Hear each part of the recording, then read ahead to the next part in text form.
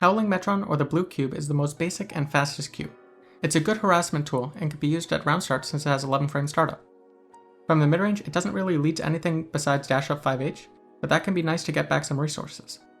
There are quite a few 10 frame round starts, so make sure to throw in a 5k to challenge those, especially since 5k dash carry blue cube gives a little combo into setting up zoning. They can be destroyed fairly easily, especially with disjointed normals, but it can still catch people, especially if you do multiple in a row. 5k or close slash dash carry cube does lead to a dash up close slash, but it doesn't have enough hit stun or pop up to do multiple for longer combos. For pressure, it is +5 on block up close and gets drastically more plus the further away you are. But generally, dash carry cube is best since it lets you get a close slash that beats mashing. It's not necessary to do this, but the pushback makes it harder to continue good pressure.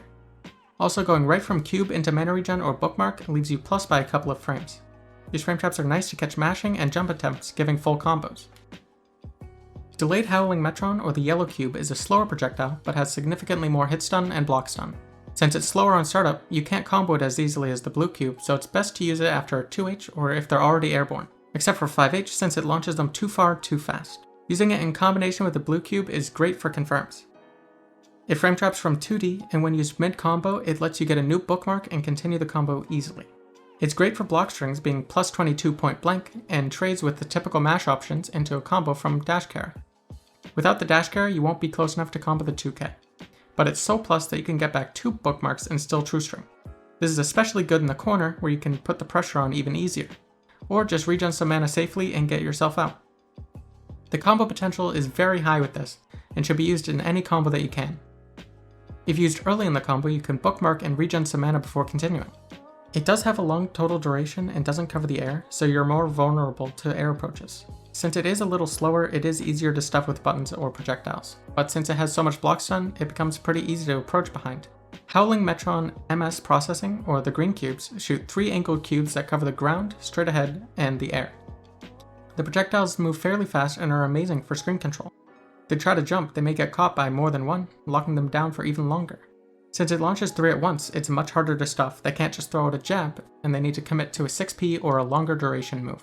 Most cubes can be beaten by low profile moves like Vortex, but the low angled cube can stop moves like this as long as you're early enough. If you're close, they'll pop up nicely for an easy confirm on hit, and are decent at continuing combo even when the gravity gets stronger. It's fast enough to get a combo off 2D, but it doesn't have enough pop up to keep up with the gravity from low starters after this first launch. Point blank, it's +10, which is nice, but it's not as strong as some other cubes. But you can still regen some mana or bookmark and still true string. Metron Screamer 808, or the Explosion spell, is a short-range projectile that guard crushes on block. It's pretty fast at 12 frame startup and holds them in place for a second before knocking them back, making it easier to combo into other spells. It's +16 on block, so you can true string a 5H on block at max range, but you can choose to frame trap and potentially confirm off them trying to fight back. And if you do dash carry, it'll let you bookmark and frame trap close slash or even get an unmashable throw due to guard crush. It is extremely disjointed and covers the whole area at once rather than needing travel time, so it's great for controlling the space in front of you. In the corner, it wall bounces, making combos super easy. It's decent as a round start option, but you'll generally want to either jump or microwalk back to avoid and punish other round starts. Terra Metron, or the Earthquake spell, is a long-range, low-hitting projectile, but only low when used grounded. When used in the air, it becomes a mid. It's good to use at the end of block strings since many people wouldn't expect to need to block low at that range at that point, but it can also be useful when making them block a projectile in the mid-range since it's a 16 frame low with no travel time. Its downside is that it does not hit the air well at all, and making it very easy to avoid as long as you jump. It's also particularly useful when confirming from its instant overhead setup, which I'll talk about another time. But this becomes especially fun to use when you have this and the overhead spell at the same time. Accipiter Metron, or the overhead spell, is a 19 frame overhead that tracks fairly well. It doesn't reach full screen, but it works well enough. It can even catch jumping sometimes, though this is generally the best way to avoid it. It ground bounces them, giving more than enough time to confirm. It frame traps and is +4 on block, so it's great for pressure. This is especially useful against people who like to dash block since they'll default into crouching. Also, it's much less telegraphed when done in neutral, though a 19 frame overhead is already really hard to deal with. Aquila Metron is Asuka's only reversal, and it is strike info from frames 1 to 15. It's slower than most reversals at 14 frames, has a fairly small hitbox, and takes 20% mana. But it does give a hard knockdown on hit, giving a safe jump or the ability to rebuild resources. The delayed Tardus Metron is a slow-moving multi-hit projectile. It's okay in neutral, but easy to get rid of, mostly to put some fear in them while you rebuild your resources, set up staffs, or reposition yourself. It does get a bit more useful with staffs, but it varies quite a bit. It shines in pressure, being plus 57 on block, letting you gain resources easily or force them to block mix-ups. In some situations, you can convert meterless from a tap dust.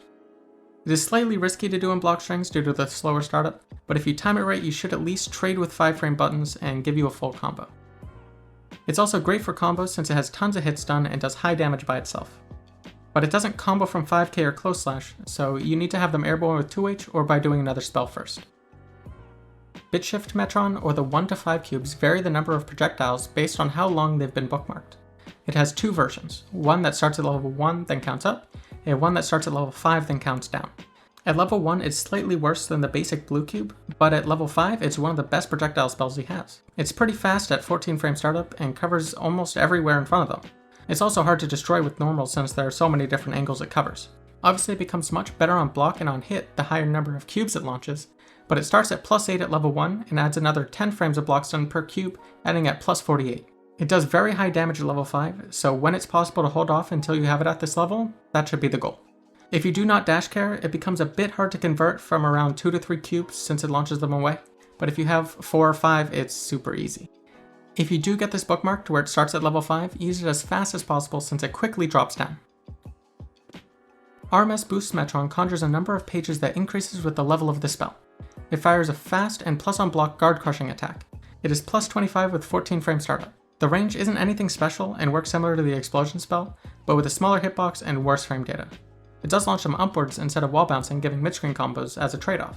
For every 11 spells cast, the level of this spell increases by 1, which boosts the damage by 11, making it extremely damaging at max level and great for combos, though it's fairly impractical to get it to this max level. Metron Arpeggio fires 10 cubes split into 2 groups. It's great in neutral since it covers a huge area including super jumps. However, it's the slowest attack spell at 31 frames, so it should only be done after a knockdown or when covered by another attack like the yellow cube. It's his most expensive spell at 24% mana, so keep that in mind. But it's amazing for lockdown and pressure. On block, it's one of the most plus on block moves in the whole game at plus 113.